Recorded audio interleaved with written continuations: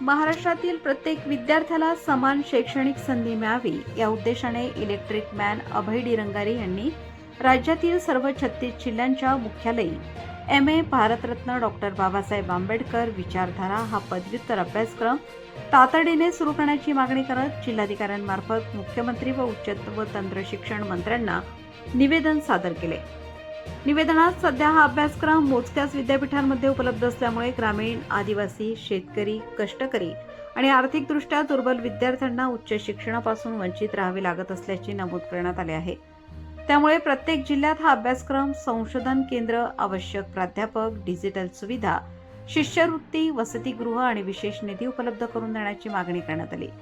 Doctor Babasaheb Ambedkar यांचे विचार हे सामाजिक न्याय, संविधानिक मूल्ये, लोकशाही आणि समतेचे आधारस्तंभ असल्याने हा अभ्यासक्रम संपूर्ण महाराष्ट्रात विस्तारण्याची गरज असल्याचे निवेदनात अधोरेखित करण्यात आले आहे।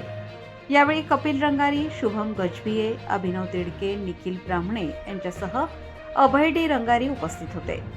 समान शिक्षण हा प्रत्येक विद्यार्थ्याचा अधिकार, डॉक्टर बाबासाहेब आंबेडकर विचारधारा प्रत्येक जिल्ह्यात पोहोचलीच पाहिजे अशी ठाम भूमिका निवेदनातून मांडण्यात आली।